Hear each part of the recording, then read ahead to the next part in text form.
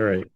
Welcome again to the February 25th uh, Philadelphia Folk Song Society board meeting. I hope everybody had a good Valentine's Day and such. I'm calling the meeting to order. The first thing that I would like to uh, talk about, always sad news, and I feel like we're doing this more often than uh, you know anybody would like and so forth. But I just wanted to recognize Dr. Bob Cohen's passing, and I wanted Dianne Tankle to know that the entire board sends our condolences on Bob's passing his and our condolences to his entire family. I've gotten to talk and meet with him a bunch of times, and he was just a really nice person. Eric, if you wanted to, I know that we've had some contributions on Bob's behalf in his memory. So if you Yeah, want well, there's been a wonderful pouring of support donations we've gotten both through our normal PFS channel and through the Gene Shay. So certainly thank everybody for their support in his memory.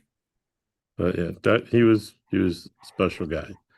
So I just wanted to take a moment just to recognize him and anybody that didn't know that he passed, let them know about that. Um, So next item on the agenda is to approve the minutes from last meeting. If anybody wants to make a motion to approve them. Motion to approve the minutes. Okay, second. Second. Okay. All those in favor of approving, say aye. Aye. That passes. Then the next is I'm going to install the new members to the board. So we had Jess, and we have Nancy, and we have Barry. So they are our new board members. Each of them has a 3-year term. And we'll deal with one other issue a little bit later. But at this point, we're going to do the vote for officers. So I'm going to step back for a second, and Rob Amsterdam or Six, either one of you, if you want to sort of take control of the meeting so the board can elect the officers. I'll defer to Six.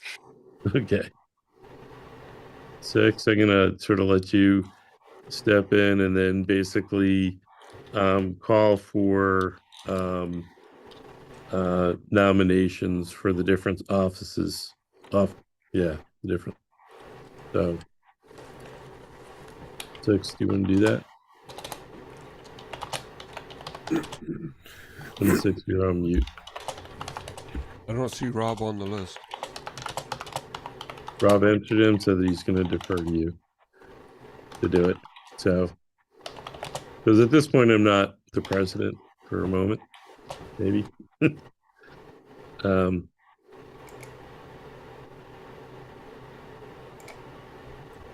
Six, what's going on? I couldn't find him on the list. I got him now. Give me just a moment.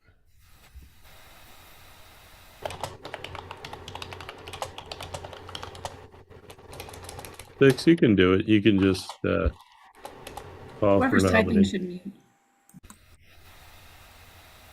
mute. His camera's turned off. I can't add him to the screens. Don't worry about Six. Why don't you do it? That's what we're saying. What do you want? Call for nominations for the office. At this point, I would like to call for nominations for the officers for the PFS board. Okay. Then ask for somebody to do a nomination for president. Calling for nominations for president. I nominate Eric Ring. Second. I'll accept. Okay. Any other nominations? for- Eric Ring has been nominated for president. Vice president, calling for nomination. Nominate. Nominate Rob Kutzik. I'll second.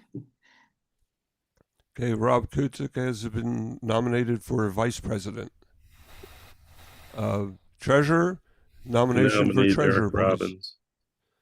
I second. Eric Robbins has been nominated for secretary, for treasurer. Sorry about that. I have COVID, so. Recording right. secretary. I nominate Jess. I second. Okay, Jess has been nominated for secretary. Okay, so we'll do it in mass, I guess. So this is the board members. 6, just say all those in favor of that. Okay, slate. all those in favor to accept the slate as voted in, please raise your hands. Okay, it is unanimous. Okay. So, thank Welcome you very to much. the board, the new members. 6, thank you. I forgot that you had COVID, so sorry about that. All right, so call for I would like to take this opportunity. We have one open position on the board. I can just, under the bylaws, I can appoint somebody. I'm going to put it to a vote. But this person has been in my opinion, a vital member to the board, does an incredible amount of work for the society. I believe she does more work than I do, for sure, but I would like to appoint Cheryl Tockett to the board. She would fill in for 1 year, was the agreement. It's a 2-year position that is still open, but Cheryl has agreed to take the spot for 1 year. So I'm gonna ask the board to approve that. All those in favor? Aye. Aye. Okay. So that was unanimous. So Cheryl, you're back on the board. So thank you very much. And specifically, I'm doing this because of everything that Cheryl has done, because she does an incredible amount. So in any event, next up, we have our treasurer's report. So Eric Robbins, if you want to take over and do that. Yeah, thanks, Eric. Good evening, everyone. Going to share screen here, and can you guys all see the report? Hold on a second, I gotta make a change here. Can you zoom a little bit? It's good? All right, now it's okay. Okay, Yes. great. Okay, great. So the highlights for this month's treasurer's report, we have over 500,000 in cash. Most of that is invested in a money market, making us good interest. And then we have over 525,000 in net assets, about 109,000 of them designated for the festival. If you look at the income statement for the month, obviously we're going to show positive net income right now because we're selling some festival tickets as well as Jean Shay tickets, but the expenses for Jean Shay are going to unfold in the next few weeks. We'll have a final accounting of that event by next board meeting. So we have a little bit of festival sales. I mean, they've really tapered off after our January 15th New Year's special. So, please go out and buy fest tickets. Get your friends to buy fest tickets. We are behind right now somewhat significantly compared to what we were at this time last year. So we're hoping people will buy. Gene Shay tickets, you can see, sold about 11,000 of them. Rob has secured sponsorships of 10,400 for the Gene Shay event, which is above his goal a little bit of 10,000. Thank you, Rob, for that. Right now, I have $960 in program book revenue for Gene Shay. We received donations this month, close to 3,000, dues of close to 4,000, and interest income close to 1,000. So 36,000 of revenue for the month, 14,000 of expense. We have our monthly expense to our festival director. Gene Shay event, we paid for some stuff. That's really two expenditures, one to the Colonial and one for insurance. And then our normal PFS expenses, which are a little higher. This month, we paid $900 for a fundraising consultant, as well as $1,500 to have a representative go to the Folk Alliance International Conference. So 21,600 of net income, and at the end of the day, our balance sheet looks nice and pretty in that we have no liabilities. We're current in all our payables, 501,000 in cash. We are due money from Eventbrite, which is our ticketing site for both Fest and Gene Shay sales that they have not remitted to us, and they retain some of that until after the events as well. We have some vendor fee receivables from last Fest that we're hoping to get collected. Some sponsorship receivables out of that 10,400 that I reported that we got for Gene Shay. 5,000 came in, the rest is due in, and some advertising sales receivable, which is kind of a little bit of a mix from some stuff owed from Fest and what's owed for the Gene Shay program. So $526,000 in assets and in equity because we have no liabilities. The designated for Fest is kind of the running bottom line right now for Fest. Obviously, it's positive because we've collected revenue on ticket sales and have had very little expenses. Obviously, the majority of our expenses get paid between June and August. So that's this month's Treasurer's Report. Back to you, Eric. Okay, thank you, Eric.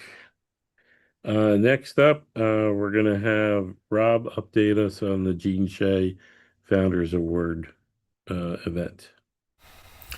Okay, thank you. This year we're getting a lot of extra support from volunteers. Before I tell you kind of the results so far, I just want to say how grateful I am to have some great volunteers along the way. We have a new marketing chair, of course. Nancy is doing a tremendous job with her team making that happen. We have Cammie Taylor, who is really overseeing a lot of the logistics. So very pleased with that. And of course, we have Michael, who's curated the show itself, the music. But as far as the awards, we have incredible awardees, as you know. In addition to the great Tom Paxton and the wonderful production committee, we have two Gene Shay recipients who are very, very deserving.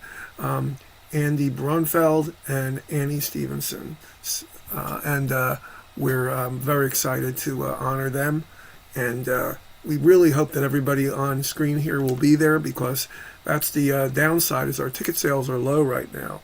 I just took another look. I think we're at 157 right now. Our goal is 400.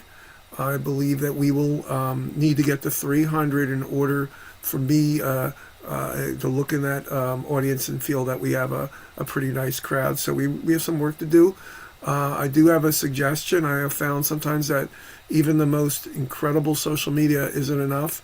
If everybody here mentioned this show to 2 or 3 friends, just say 2 friends, and try to get them to come out, we would immediately get to our goal. We have 45 here. That's 90 more people. That would put us at about 250 or so, and we'd be on our way. Now, we always get a rush at the end, so I'm still not panicking at all. But we really want to see everybody there. I want to thank everybody who's bought tickets. Some of you couldn't come. You either donated tickets or made a donation. Thank you so much for that. And our sponsors this year, Gene's old buddy and business partner Carl Apter is again sponsoring the Gene Shay Award. We again have, though, as our largest sponsor, an anonymous volunteer, longtime volunteer. Many of you know him, but he is keeping a bit anonymous, but he is also helping support with a very substantial sponsorship, and we also had a sponsorship from Scotty Robner, and we're getting some additional support as well from ads. I have to thank all the volunteers, but especially also Carol Worthington, who is handling the program book along, really doing the brunt of the work. We're very, very fortunate to have her, and of course our administrator Kathy Quinn, and I know I'm forgetting people, so I don't want to take any more time, but there's some amazing people that are working on it right now. Thank you to all of you. With that said, the Gene Shay event, we all know there's a silent auction. If any of you have any instruments that you would like to donate, let me know right away. Email me at the director's email or my email at PFS. If this instrument is worth at least $100, we can still take a few more instruments. Otherwise, we'll have a great silent auction. I know Erin has been doing some great work there. Erin Gorse. Alrighty. Yeah, Robin, I wouldn't limit it to instruments. If anyone has anything that they would like to donate for the silent auction, that would be, extremely Of helpful. value. Yeah. We don't want, like, I think at this point, not like records or books. I think anything that's worth at least $100. One of the, besides instruments, one of the things we really would love to have, if anybody had like a timeshare for a weekend or something, those two things will be great. But we still have a lot of stuff. I've heard that the auction this year is going to have a lot of really cool fest merchandise. So you'll be able to pick up a lot of that stuff. And just also, I'm just going to reiterate, tell all your friends this is going to be a great event. The last 2 years have been a lot of fun. We raised money for the society, and I would point out this is a fundraiser, so this is sort of like our big gala. So come and Definitely. celebrate with us. And again, I'm always going to forget volunteers, but two more that occur to me that are doing a yeoman's work, or Trish Callahan, who's doing all of the videos and doing a tremendous amount of work. And of course, Alyssa Landis, who is going to be soon dealing with a lot of the food orders and all that stuff. Amy So we Duckett have a- Wagner. Amy Duckett Wagner has come up with a great marketing. idea for marketing. That is absolutely right. And she's spearheading individual promotion by our Mac artists, and our Mac artists are contributing in all sorts of ways. So there's so many good volunteers out there. It's really a team effort, but we want to get some more folks out. So please ask just two people. If you get more than two, that's a great benefit too. Thank you. Okay, and 6, if you wouldn't mind pinning Lisa Joseph back on, because I think she became unpinned. Oh, she's not. I think she's pinned now, isn't she? Good. Yeah, Lisa is certainly a member of the board still, and we're excited to have everybody back. Yes. Hey, Lisa. Yeah. Thank you. All right. Thank you, Rob. I know I am looking forward to that evening. And we are now up for our festival update from Michael, and then Nancy, I want to give you an opportunity too, if you want to talk about marketing of Fest 2, if you don't have stuff ready to go for that, we can pass on that too. But we'll start with Michael, and then Give me a moment. I have to swap a couple people out because there's only room for 9.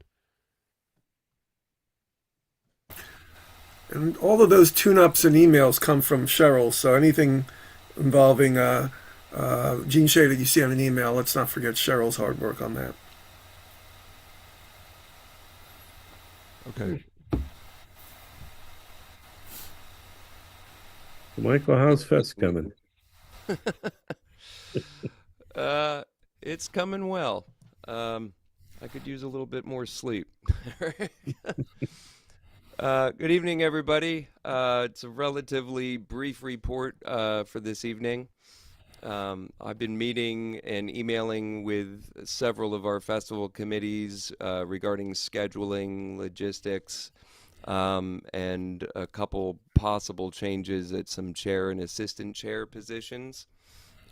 Late last month, just after our last board meeting, Ann Mason and I met with some of the board members of the Skip Back Lions to discuss some of their organization's concerns regarding the vending operations in the campground and help better assist them in planning accordingly for this year's festival.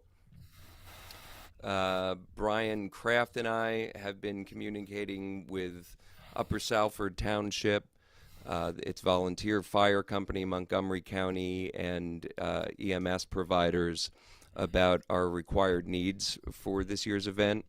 Assuming attendance numbers remain relatively steady from what we've seen over the last 2 years, we should be able to cut down on fire and medical costs and a little bit of availability during the weekend. We're continuing to provide them with ticket sale updates periodically to help them plan.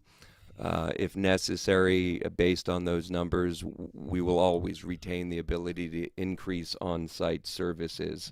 And we've been working on the coordination between all of those parties.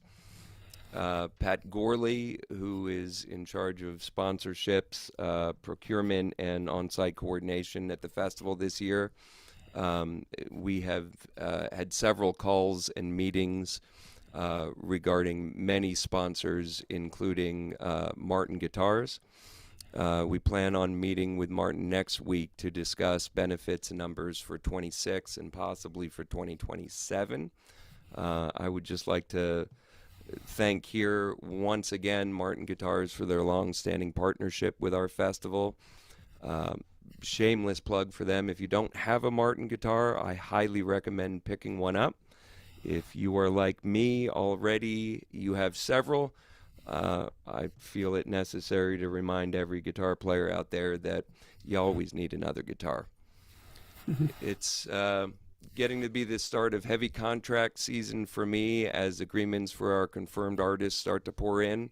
I'm heavily engaged in booking now and am happy to report that we've already got a wonderful mix of acts for both main and side stages. I've got several offers out that I'm waiting to hear back on, and we'll be sending more out over the next few weeks to fill in any holes left on main.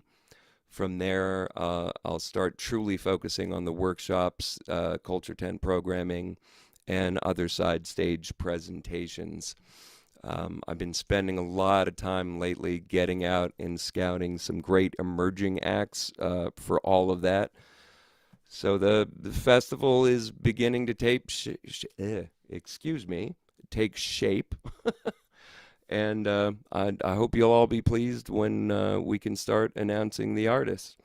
Another shameless plug: get your festival tickets now. It's going to be a great weekend, and some of you may have realized that I'm involved not only in the booking of the Jean Shay award show this year, but also am pretty fond of everybody getting an award on the stage. So by all means, if you haven't gotten your tickets for that event Tuesday, March 10th, please come on out. It's going to be a great evening celebrating some very worthy people.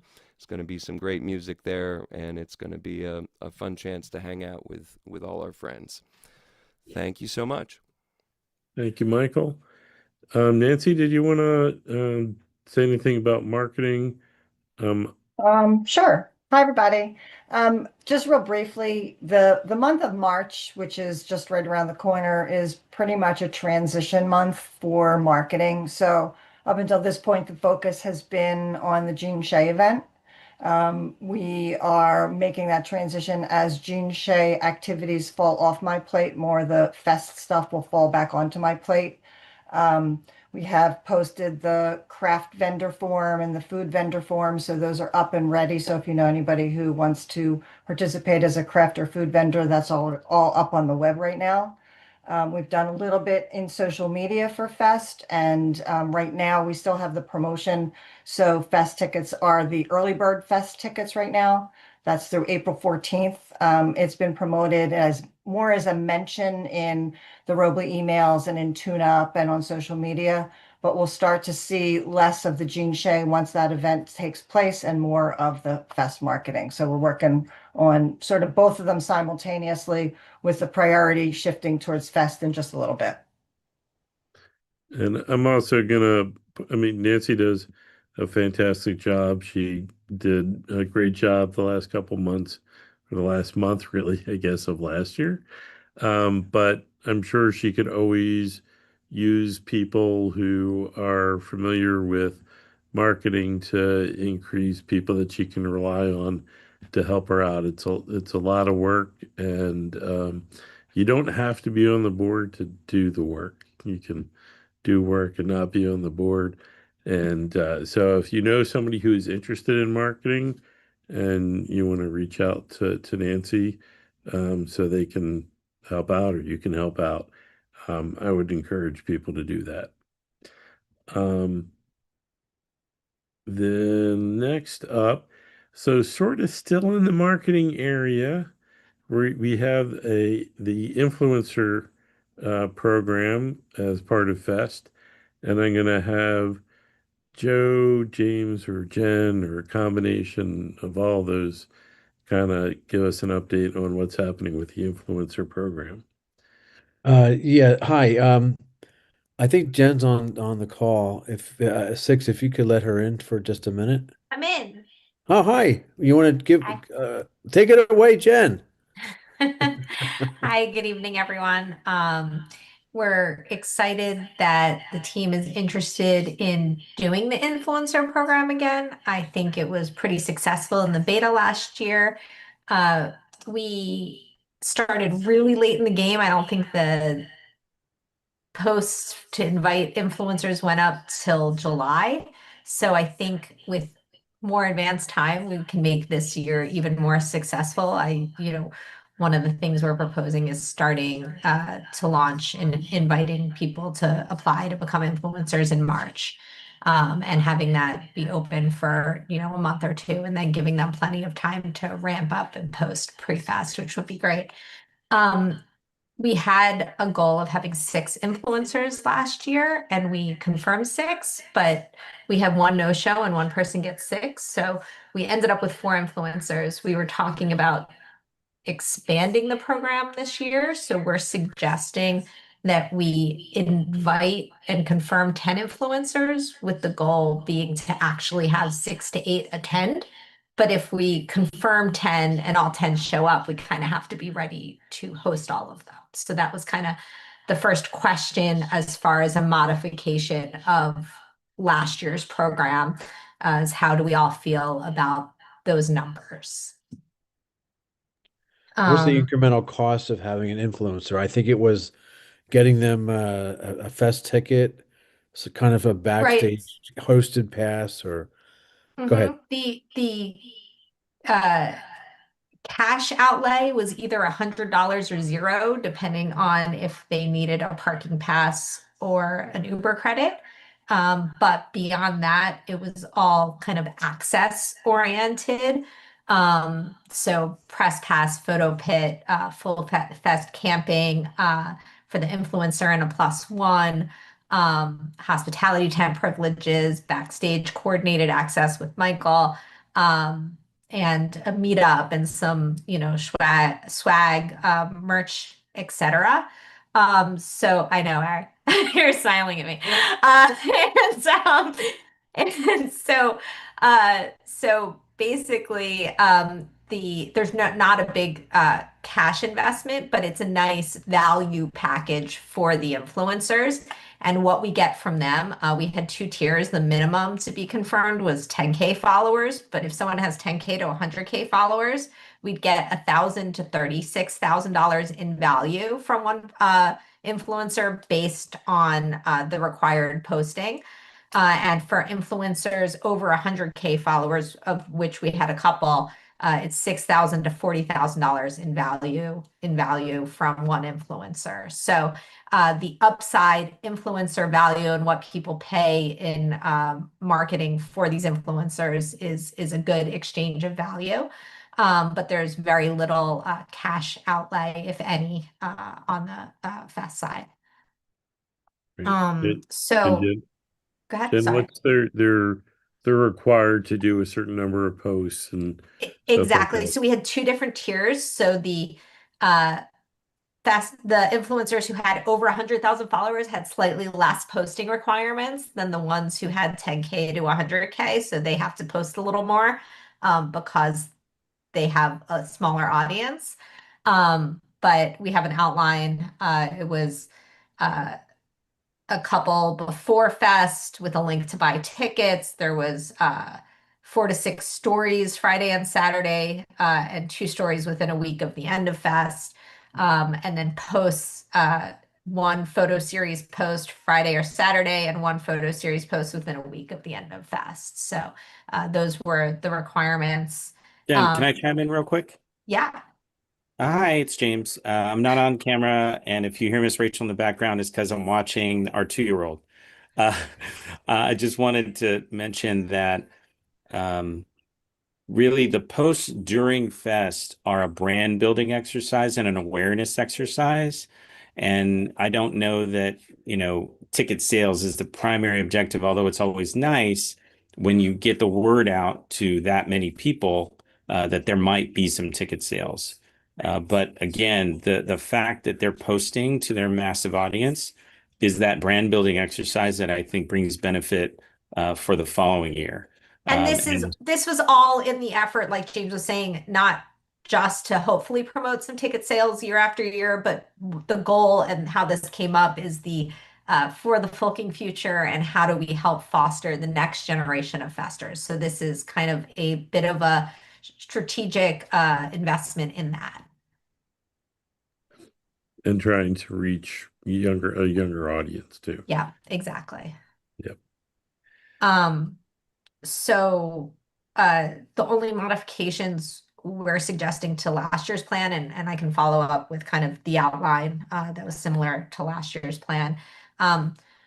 We're proposing that we have a separate influencer committee that's small, me, James, and 1 or 2 volunteers that works in tandem with marketing instead of being under marketing, just so that it kind of gives us the facilitating and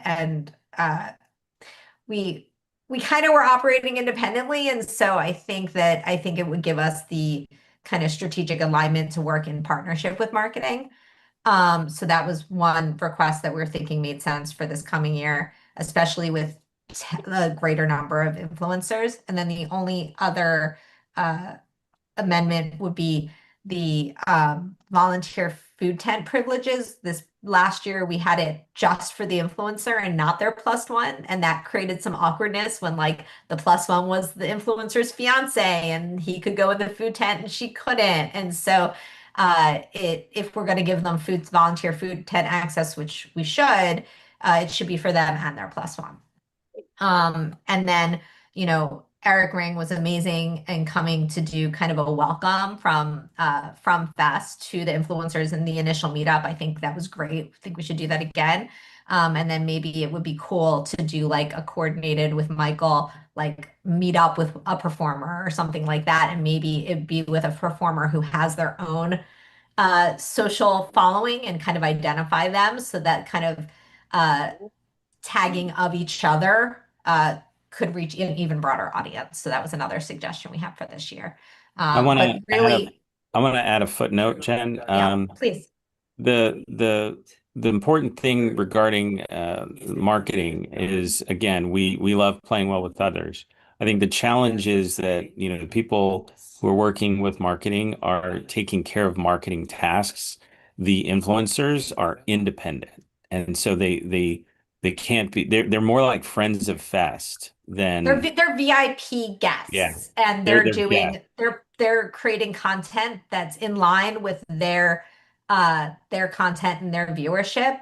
And so I think there was some requests last year of like, can the influencers do this and can the influencers do that? And beyond like the requirements, it's kind of just supposed to be in line with their content. Okay. And then just, again, all of this Michael should be kept in the loop and everything like that. 1,000,000%. Yep. Yeah, it was funny. We gave them a list of the performers and asked them if they wanted to meet up so we can coordinate it with Michael, and they're all like, "We're good." But again, with an expanded influencer group, hopefully there'll be a little bit more engagement on that side of things too, because I think it would be good to encourage them to post about the performers and really, yes, they're having their own experiences. Like one of them is focused on food and another one really likes the camp life. But if we could get them to help promote the music and kind of the what's at the center of Fest, I think we would like to try and encourage that. I also want to be clear that we are perfectly happy and thrilled to receive messaging bullets and provide them to the influencers, but the influencers may or may not use them because they know their audience and they know how their audience will react. And so that we don't want to create that impression in the influencers that they work for us. We're honored to have them, and they're doing kind of the festival a solid, if that makes sense.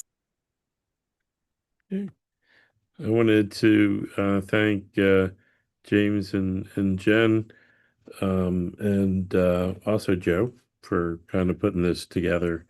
And I think it's important that we, think outside of the box and start doing new things to really get younger people involved. So this is definitely one of those things. Can I add one more footnote? Sure.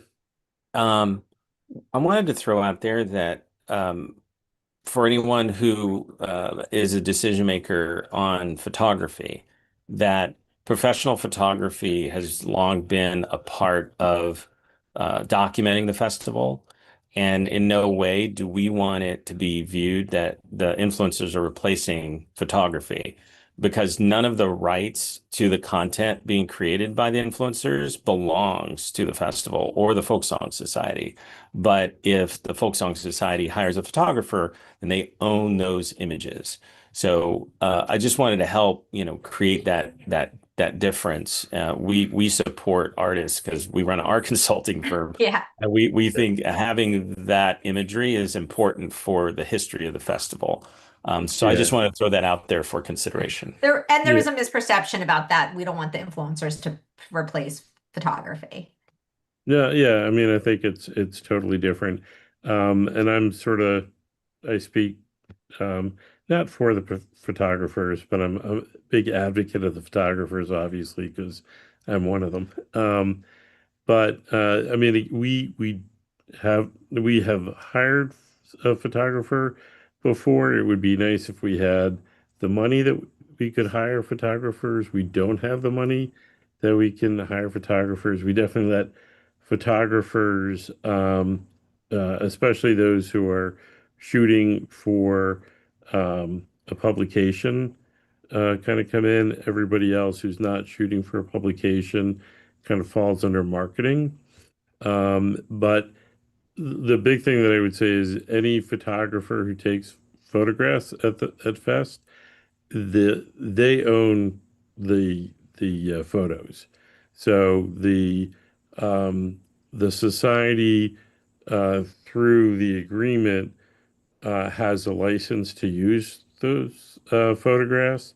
We agree not to sell the photographs and make any money off of them.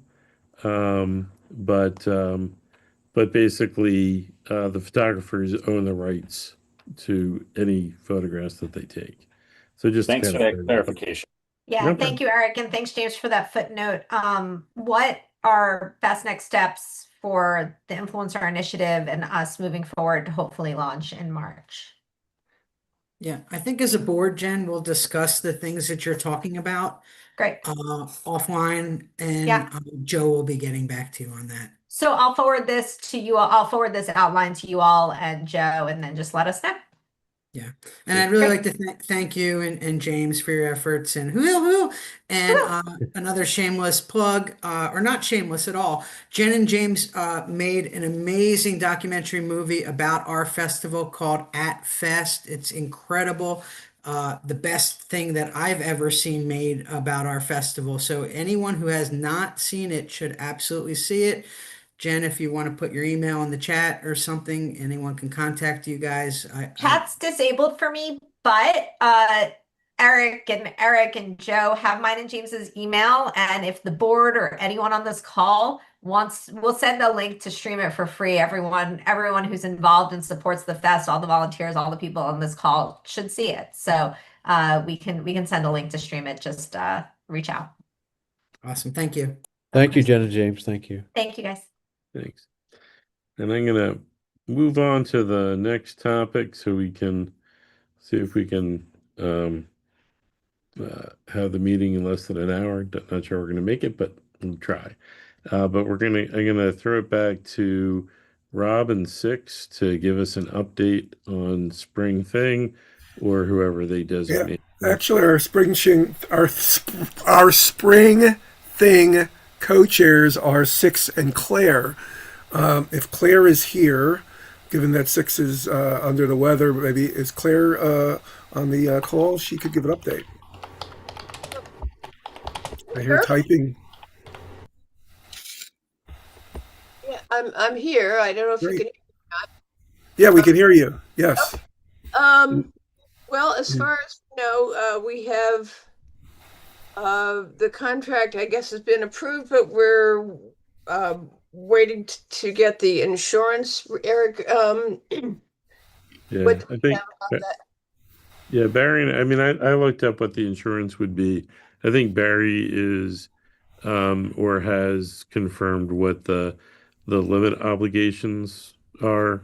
So Right. I'm working on that. I actually spoke with Ariana earlier today. They have a one-page insurance requirement sheet, and some of the coverages they're talking about are just not applicable to us, like $1 million in automobile coverage, which we don't have any vehicles, because they also rent to schools and things. Workers' compensation, we don't have any paid employees, do we? no.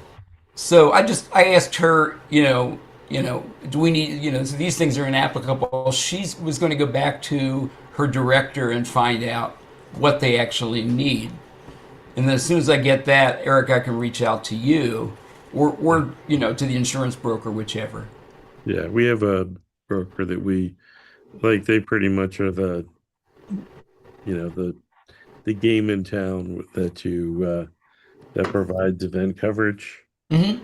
I haven't really found anybody else who's K&K? K. Yeah, great.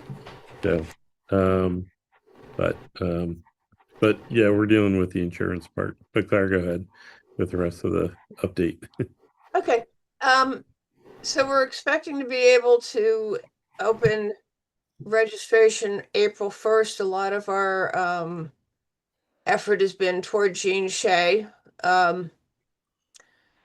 And by then we'll be able to really start promoting not just ticket sales, but volunteering opportunities. We've basically got Ernie Tokay has agreed to handle sound and No, Ernie Bowie. Oh, I'm sorry, Ernie Boo. Ernie Bowie will be our sound person again. Sound person. He'll be providing equipment, and so we've got that part taken care of. So we've got a lot of stuff that's in the works. We're just waiting to really get going on it with the registration. Claire, thank you for all the work you're doing, and also your support of the Jean Shea event. Six, thank you, and Annie for all the background work you're doing. As far as this event, yeah, we're starting April 1st simply because capacity, we can't start sooner. We're going to certainly be picking the brains of some of the leaders of this event over the years, some of whom are here. But right now, for today, I think we have what we need to get started. And we're going to need the help of probably Erin Gorse to set it up online through our Give Butter events. That's what we're thinking of, but there may be other ways of doing it. So this is obviously there's 190 capacity. So as soon as April 1st and it opens, we hope to get a bunch of people, and there will be day. We're not going to call it tickets, but day registration because it's so nearby. So that'll be an opportunity as well. We're also open to RVs and tent camping. Yeah. And I'm just going to point out, I mean, I know that, since we had our economic troubles and these, the spring thing and fall fling have been canceled, there's been a lot of people who have been asking for this to come back. So if this is a program that you care about and you want us to see us continue, support it, go to it, and participate. Bring your grandchildren. Manufactured, yeah, Yep. it's I think a lot of the messaging really needs to include that it's a very family friendly venue. And it's something for people with younger kids who they can bring their bikes and ride them around and things like that. So All right. Thank you, Claire and Six and Rob. Yeah, and I I'm gotta hoping Barry will be there the whole. Are you gonna be there the whole weekend, Barry? So you're the Muted, official Barry. Barry Rabin. You're muted. muted, You're Barry. there the whole weekend at the spring thing. Yeah, planning on doing the whole weekend. Can I bring my bike? absolutely. Oh yeah, well you're the official board appointee at this point for that event, but I'll help you along until we get. Shoot. I'll help I'm you the along at least I'm the chaperone. at least till April 1st. I'll help you along. On that. Okay. Once we get this, once we can, Yeah. the snow has cleared, we're going to go back and do another Yeah. walkthrough, specifically looking at where are we going to put where and all that kind of good stuff.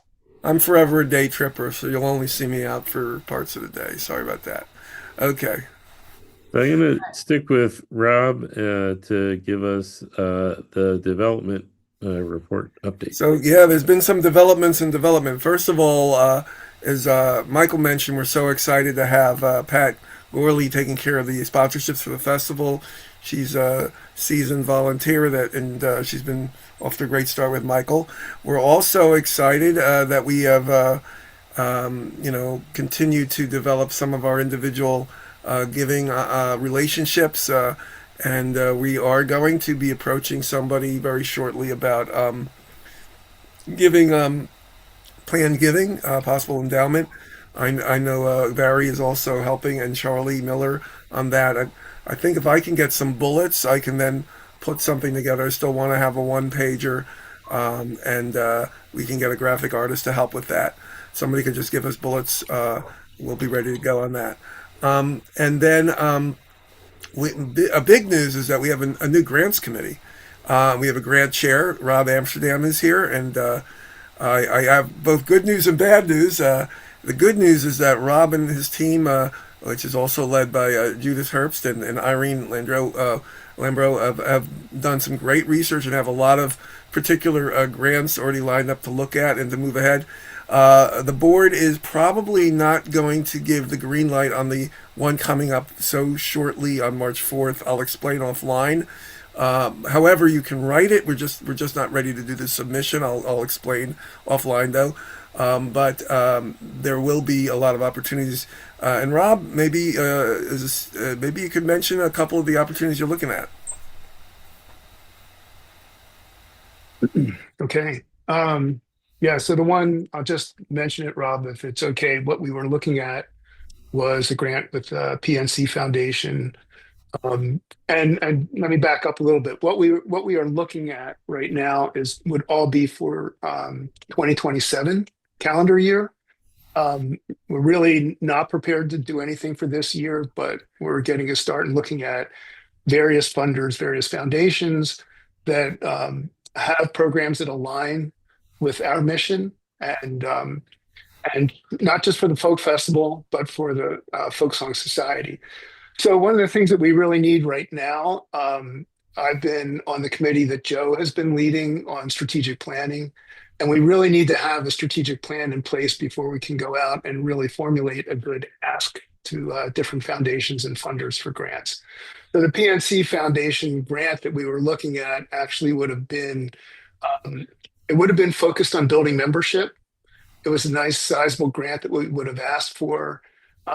But the idea would be to reach out and to look for, I guess, not your typical fest goer, but provide them with memberships and opportunities to come to not just the fest, because it can't be a one-off for one festival, but a year-round programming. So to look at MAC shows, et cetera. So unfortunately, the deadline for that to submit the grant was for March 4th. And I think we all agreed that it would be a real stretch to get that in place, but also we would need the board to really focus on kind of looking deeply at that and then giving their approval before we could go forward. A couple of the other things that I do want to bring up, one of the other grants was the Mid-Atlantic Arts Festival. Was it Arts Foundation, Rob? I should look. Irene might know that one more. Irene, do you remember what it's called? Wait, it's the Mid-Atlantic Arts Foundation. Okay. I have my notes right here. Right. So anyway, I think that may be a little bit more possible, but one of the things that we do need to do when we look at some of these that involve artists is we would need to coordinate closely with Michael, so that if we're going to look for a grant that would pay for bring various artists to the festival, that we would need to coordinate that with Michael or whoever was ever doing the booking for the festival. So that they're in line with us, that they can go and look for that talent to bring it in.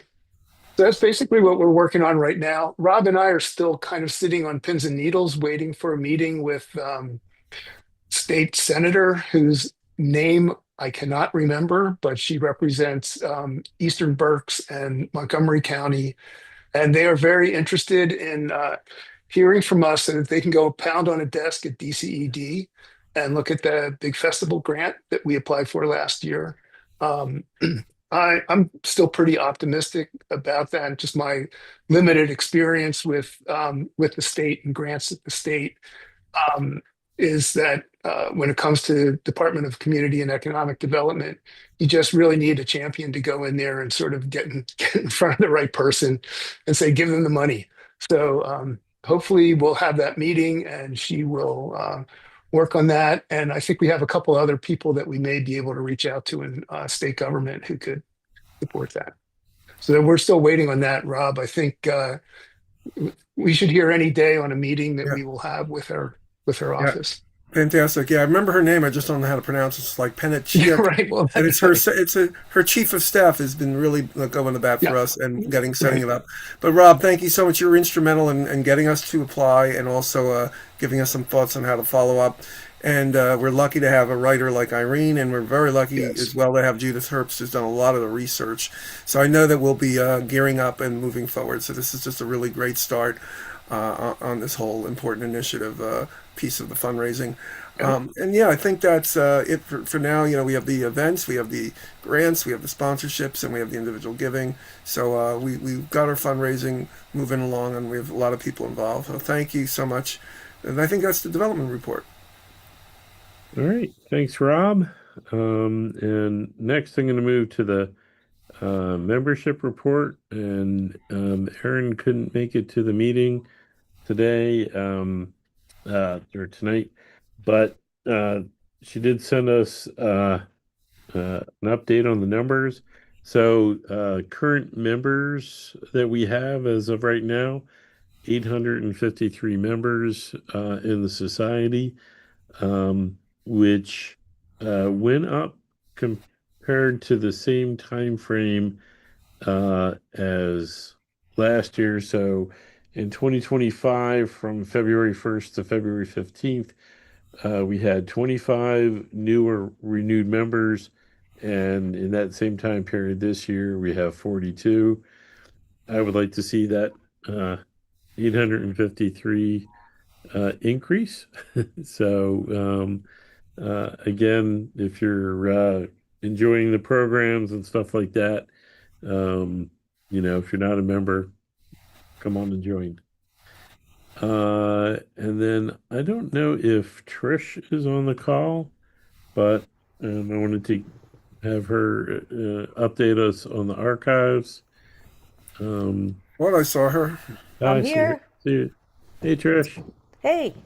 So the archives, I took as my challenge for the last month to see if I couldn't get the entire year of 1981 put into the archives. So 1981 was 10 monthly meetings, and I have all of those. And there was the Bluegrass and Old Time Music Festival, and I've already got that into the archives. And then the Folk Festival, and I'm almost done with that one. And so the beauty of that is it's all, for the most part, it's all audio.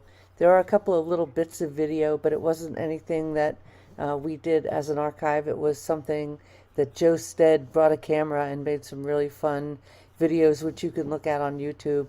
And you can see Riders in the Sky, where they climb all the way up, something no performer should ever do, up the scaffolding and do tricks and come back down and take a bow, and the audience goes wild, and the stage crew just about loses their mind because it's been such an infraction of, like, of security and insurance and everything else. But once it's there and you have it on film, it's a lifetime moment that nobody will forget.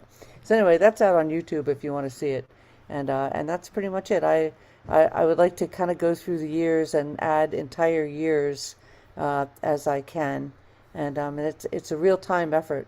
I mean, if the cassette tape is 90 minutes long, that means that a person is running the tape recorder for 90 minutes to get it onto a digital format, then to put it into the archives, and it still needs a little editing. So, I mean, it's a lot of fun. I love what I do, and I'm really enjoying every bit of it, and I can't wait till all of you get to enjoy it as well. And all I can say is we're going to keep working on that. So that's it. Okay, thank you, Trish, and we also appreciate everything that you do to safeguard our archives. So next up we have Mara on the musical art cooperative. Beck. Thank you. I'm going to give a short report and then turn it over to Chris to talk about the upcoming concerts. One thing I will mention is I don't see either Julie or Jefferson here, so I will want to mention the last Tuesday's concert, since I don't see either of them, which takes place on March 31st. That'll be at Well Crafted Beer, 310 Madison Lansdale, Kate Mills, and Andy Kimball on March 31st. I was hoping that one of the others might be here to say that, but they're not, so I will mention that. And just a quick aside on marketing for Jean Shay, I did send out to a bunch of DJs last night, and I have a couple of ideas that just popped into my mind. Tom Paxton won his new album, took #1 on the folk chart in January. It's a John McCutcheon, Tom Paxton album. I'm going to see if maybe I can give Nancy an email to reach out to his radio promoter about him getting the award, and maybe she'll do some promo. And also, Tom is a member of Local 1000 Musicians Union, which I'm also a member of, and I'm going to reach out to the president to find out if we're allowed to put it in the Local 1000 newsletter or promote it in some way through Local 1000. That just sort of came to mind today, so I'm going to mention that I'm going to see about doing those things. Yeah. Okay, so let me just share what's going on with our open mic. If I have share screen available, that would be terrific. And let me do the share, pick it out. I want open mic, really good, share sound. Okay, hopefully everybody can see my screen.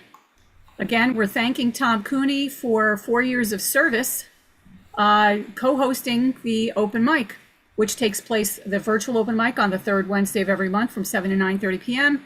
And Brian Huff is joining us, and so we're doing that always on the third Wednesday of the month. And of course, I'll post these in the chat when I'm able to. So 3/18 for March, and April is 4/15. And it's a family-friendly event. We ask for no explicit lyrics. Our in-person open mic, which corresponds with our show at the Keswick Theater, and that will be on March 24th this month. March 24th will be the open mic at the Keswick Theater, because our show is, instead of on the third week this month, will be on the fourth week. Because of St. Patrick's Day, they have some special show going on there. I just want to briefly mention 2 of our members winning awards. Pretty exciting. Jefferson Berry's music video, Sleeping in Public, won the award for the best folk country or blues video at the 9th Annual California Music Awards. And Megan Carey is one of 3 winners at the National Songwriting Contest at the South Florida Folk Festival. So, you know, our folks are doing great stuff. They're releasing music. I'm not mentioning the new releases. They're all in the tune-up, but I thought it might be nice to mention the awards that they've just won. And now I'd like to pass it on to Chris to talk about the upcoming shows. Hi, everybody. Thanks for joining us tonight. We have a couple of great shows coming up as far as the music cooperative, music arts cooperative at Warehouse 3 in Swarthmore this week. Tomorrow night, actually, is Last Chance filling in for Six. So sorry you got sick. I'll try to say that 3 times fast. But Last Chance is filling in for him. And Brother John is also appearing. Brother John has been a blues duo in the area for some time. Always great to see them out and playing. Just keep in mind, Warehouse 3 based in Swarthmore. Get there a little bit early if you can. Parking sometimes can be difficult to find around the venue. And it's a really cool space if you've never been there. Also, please bring cash because it's cash at the door. Again, PFS members, $15, MAC members, $10. Going into March, we have a couple shows lined up already. At Malilani Cafe, Larry Ahern will be playing on Friday the 6th. At the Colonial Theater, as you know, we have the Gene Shay event on the 10th. And later that week, on Saturday the 14th, just down the street from the Colonial Theater, at the Steel City Coffee House, it will be Matthew Gordon and Silver Sage Sheenery. I can't say that 6 times fast either. And the Gene Smith Band. If you haven't been to Steel City, it is one of the best venues in the area to see, witness live music. There's great food. There's a great stage. Sound always sounds fantastic there. You can buy tickets in advance. And if you go to the website to buy tickets in advance and you are a PFS or MAC member, not only can you get reserved seating, but you actually get a discount for buying the reserved seating. So when you go to look at seats, if it says reserved seats, click on the arrow to go down. You can see PFS member reserved seats, MAC member reserved seats. And I do recommend you reserving a seat because you want to make sure you have a table. And, you know, then again, get there a little early because parking sometimes can be difficult in that Phoenixville area. Anybody who's come to the Gene Shay event knows that as well. On the 19th at Naked Brewing, we do our show up in Bristol, and Tracy Coletto and Evan Drewing are appearing there. Again, this is a great brewery. They've been a good supporter of PFS MAC to us. There is food available on the menu as well as a selection of beers. So you can skip dinner and just come see the show. There's parking down behind the brewery. The brewery faces the street, but I will tell you, park behind it and you can come in through the lower back door right where the performance area is. And then again, at the Keswick, Rob is our host there for the open mic, and it's a free event at the Keswick. It's the annex right next to the Keswick itself. And Jefferson Berry, who was just mentioned, will be appearing, as well as Jeanette and Steve as a duo will be appearing that night as well. That's it for the upcoming shows for March, and we'll be back next month to tell you about April. All right. Thank you, Mara and Chris, and I hope everybody can come out to the various shows to support our artists. And keeping in line with that, I'm going to throw it over to Jess, who is going to do the update for community outreach because Julie is enjoying the clear waters, doing some scuba or snorkeling or Julie wasn't able to make it to the meeting tonight and asked that I let everyone know about our upcoming partnership shows. Special thanks, of course, as always, to Keswick Theater, to Sellersville Theater, and to Rising Sun Presents, who are amazing partners with us and allow some cross promotion and allow our members to take advantage of some really great deals. So Julie thought for old time's sake that I could share the update with you all. I actually asked AI to make me a graphic because I had to do it pretty quickly, and so bear with me there, but I'm going to share this real quick so you can see it while I talk about it. Can you see that okay? Yeah. Okay, great. Thank you, AI. So, we have on March 8th, the Nielts, that's at 118 North, and this is a discounted show. So PFS members, will receive 20%. I was 25%. I don't know. No, 20%, I think. Well, anyway, you'll get it in the tune-up. You'll see. Rhythm of Dance on March 15th at the Keswick. So happy St. Patty's Day. That's just one of their St. Patty's Day events. March 18th, we have a fest favorite here, Tony Triska's Earl Jam. That will be featuring Michael Davies on 8 o'clock at Sellersville. On the 19th, then the Whiskey Hicken Boys and the Funk Wagon Deluxe and tacos for breakfast. Whiskey Hicken Boys have not been on the scene for a little while. We're excited that they're coming back to have some fun. That'll be at Sellersville Theater. Saturday, March 21st, the infamous String Dusters. That will be an event that we have a special discount to, and that's at Ardmore. That was listed twice. Sorry. There you go. And then the March 27th is the Outlaws, and that's at Keswick at 8 o'clock. So if stay tuned. You'll get information regarding ticket giveaways, special ticket giveaways, or discounts for these shows. Thanks, everyone. Thank you, Jess. And AI obviously loves the infamous String Dusters, I guess. I guess so. That's the agenda. So I'm going to open it up to questions and hopefully answers if anybody has any questions.